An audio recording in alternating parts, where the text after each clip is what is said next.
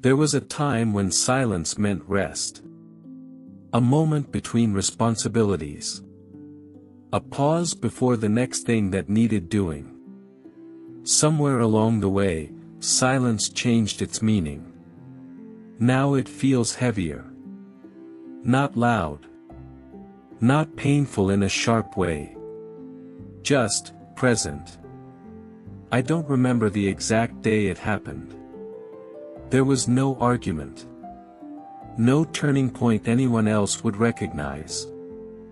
I only know that one morning, I noticed my phone hadn't lit up for a while. Not with questions. Not with small worries.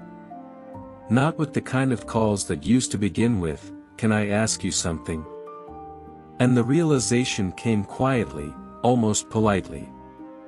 They don't need me the way they used to. I didn't feel angry. I didn't feel rejected. I felt aware.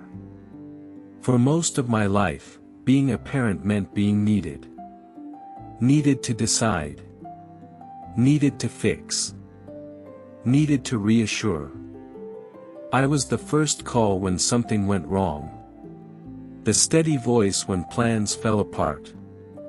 The person who stayed calm so others didn't have to. There were years when my days were shaped around other people's needs. Lunches eaten late. Sleep interrupted.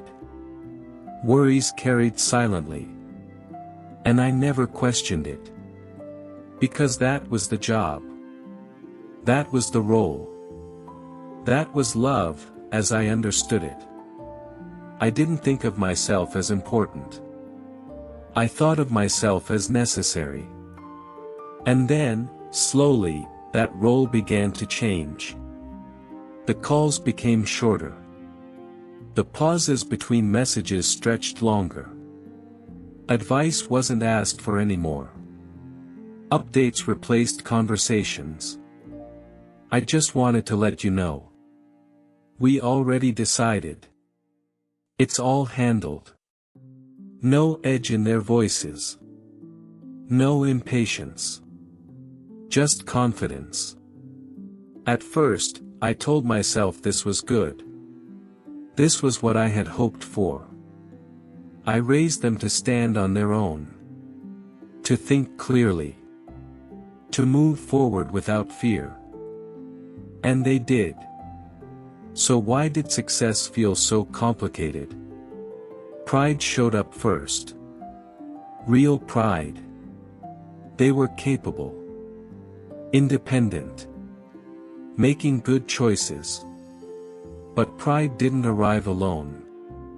It brought something quieter with it. A sense of being less central. Less consulted. Less woven into the fabric of their daily lives. I began to ask questions I never thought I'd ask. Is this what success feels like? When your children don't need you anymore, where does a parent belong? Is love supposed to grow quieter over time? I don't think younger generations see silence the same way we did. To them, not calling doesn't mean distance. It means everything is fine. Independence is respect. Privacy is care. And I try to understand that. I really do. But I was raised in a world where involvement meant love. Where decisions were shared early. Where asking for advice wasn't weakness, it was connection. Now, I feel present, but optional. Invited, but not essential. Included, but after the fact. No one is pushing me away. No one is closing a door. The door just doesn't open as often anymore. There's an uncomfortable truth I don't say out loud. Loneliness doesn't always come from being alone. Sometimes it comes from being unnecessary. From realizing that the world you helped build no longer requires your hands. And that thought carries fear with it. Not fear of being unloved. But fear of becoming background. Of being remembered warmly, but briefly. I know other parents feel differently. Some feel relief, peace, a well-earned rest. And I respect that.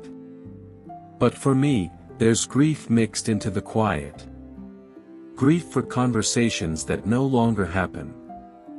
For questions that go unanswered because they're never asked. I don't want to reclaim control.